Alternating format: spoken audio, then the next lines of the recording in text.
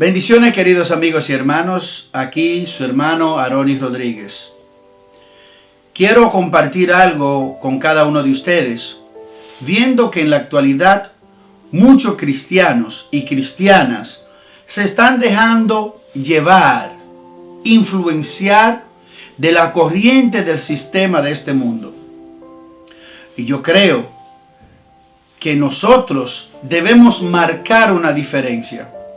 Y es verdad que los tiempos van cambiando, pero el Evangelio siempre sigue siendo el mismo. Y por esto quiero compartir algunos versículos de la Biblia que nos hacen entender realmente quién es quien debe vivir en nosotros. A esto le he llamado Cristo en mí o yo en mí mismo. La Biblia dice en el libro de Gálatas, capítulo 2, versículo 20, lo siguiente: con Cristo estoy juntamente crucificado, y ya no vivo yo, mas vive Cristo en mí. Y lo que ahora vivo en la carne, lo vivo en la fe del Hijo de Dios, el cual me amó y se entregó a sí mismo por mí. Es importante reconocer que ya no debemos vivir nosotros. ¿A qué se refiere la palabra? Mas no vivo yo, mas vive Cristo en mí. Entender que debemos darle espacio a Cristo que vive en nosotros. Y es que tenemos una lucha constante, una lucha continua de qué es lo que vamos a hacer. Que quiero hacer esto, pero no puedo por el Evangelio. Que quiero vivir esto, pero no puedo porque soy cristiano. Vivimos en una batalla constante en nuestra mente. Y esto sucede porque realmente Cristo no ha vivido totalmente en nosotros. Cuando damos paso a Dios, cuando dejamos que sea Dios que dirija nuestra vida, las cosas serán mucho más fáciles. Y es verdad que constantemente vamos a tener batallas espirituales. Pero cuando permitimos que Jesucristo sea quien dirija nuestros pasos, estamos firmemente conscientes de que Dios es quien va a dirigir nuestra vida. Hay algo que quiero leerles en Mateo capítulo 16, versículo 24, que dice lo siguiente: entonces Jesús le dijo a sus discípulos: si alguien quiere venir en pos de mí, niéguese a sí mismo y tome su cruz y sígame. Si nos ponemos a pensar, ¿qué significa tomar la cruz? Para Jesucristo, ¿qué significó tomar la cruz? Significó en el Gólgota tomar la cruz un camino de dificultad, de problema, de angustia, de dolor. Eso mismo. A veces debemos pelear con nuestros propios deseos para seguir a Cristo. Tomar la cruz significa olvidarse del yo. Y es que tenemos que olvidarnos del yo, de lo que quiero, de lo que yo anhelo para mi vida, y decirle al Señor: toma tú el control de mi vida. Porque cuando damos pasos al Señor, que sea Él que dirija nuestra vida, pues entonces ya no vamos a vivir para nosotros, sino para el Señor. La palabra nos dice en Colosenses capítulo 3, versículo 3 lo siguiente: porque habéis muerto y vuestra vida está escondida con Cristo en Dios. Pero, ¿qué hemos muerto a qué? Hemos muerto al pecado. Hemos muerto a la naturaleza pecaminosa.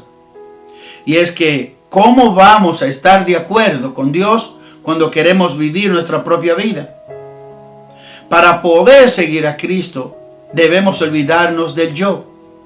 Si tú quieres que Dios cumpla su proyecto, su propósito y sus sueños contigo, pues debes olvidarte de tus proyectos y de tus sueños. Es decir, Dios, que se haga tu voluntad en mi vida. Y es que debemos parar ya, detener ese deseo, esas ansias que tenemos de llegar a ser lo que en nuestra mentalidad nos llegan. A veces deseos pecaminosos, a veces cosas que no van acorde con lo que Dios nos pide. Debemos ser coherentes con lo que decimos que somos y lo que mostramos que somos. Es ahí la clave. Vivir totalmente para Dios. Darle la oportunidad a Dios en nuestra vida. Poner a Dios como prioridad en nuestras vidas. Y así vamos a vivir un evangelio de manera que nuestro liderazgo en el evangelio sea creíble. La palabra nos dice en 1 Corintios capítulo 10 versículo 23 lo siguiente: todo me es lícito, pero no todo conviene. Todo es lícito, pero no todo edifica. ¿A qué se refiere la palabra de que todo me es lícito? Se refiere a que tú puedes hacer por tu voluntad propia, por tu libre albedrío, todo lo que te venga en gana. Pecar, hacer todo lo que quiera, ir a los lugares que quiera, vestir como quiera, hablar como quiera, todo te es lícito. Tienes todo el permiso para hacer todo lo que quieras. Pero no todo conviene.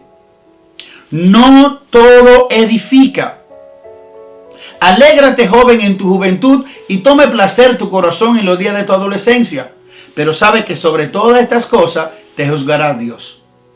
Eso significa que tú puedes hacer todo lo que quieras, pero recuerda que vendrá un día de juicio.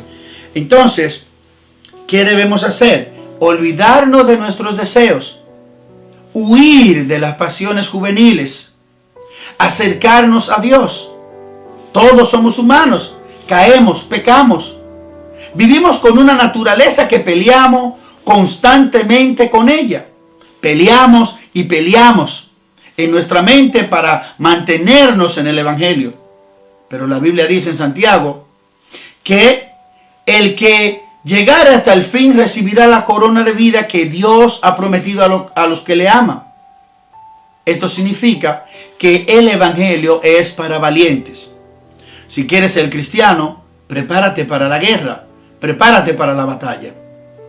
Dios es bueno y maravilloso, y Él tiene un plan maravilloso para tu vida. Pero hay que poner a Cristo primero en nuestra vida.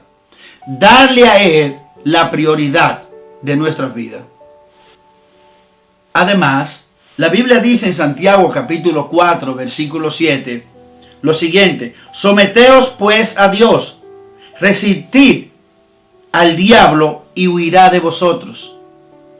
Debemos resistir porque si nos dejamos caer, si dejamos de orar, si dejamos de ayunar, vamos a comenzar a adoptar comportamientos de los hombres pecaminosos, de la naturaleza pecaminosa, de este mundo corrupto, y vamos a comenzar a actuar como ellos.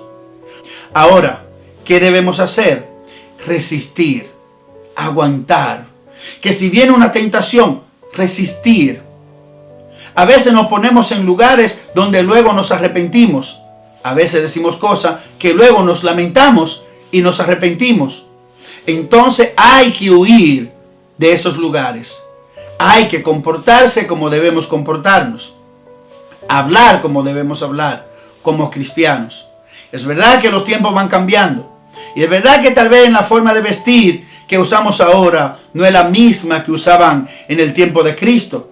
Pero hay que buscar siempre la mejor forma para mostrar a Cristo en nuestra vida.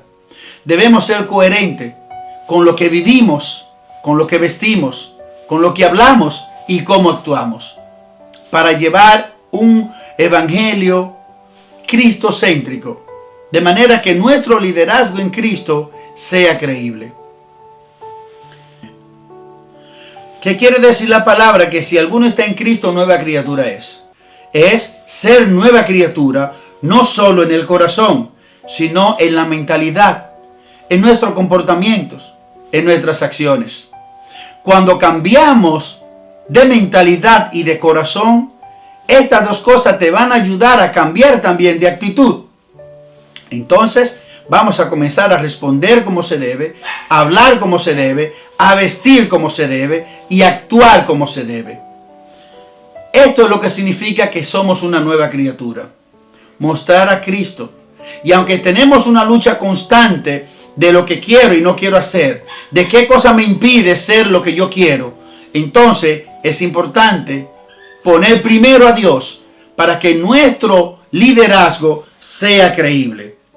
Y por último, quiero compartir con ustedes, es Romanos 8:16, que dice lo siguiente: el Espíritu mismo da testimonio de nuestro espíritu, de que somos hijos de Dios.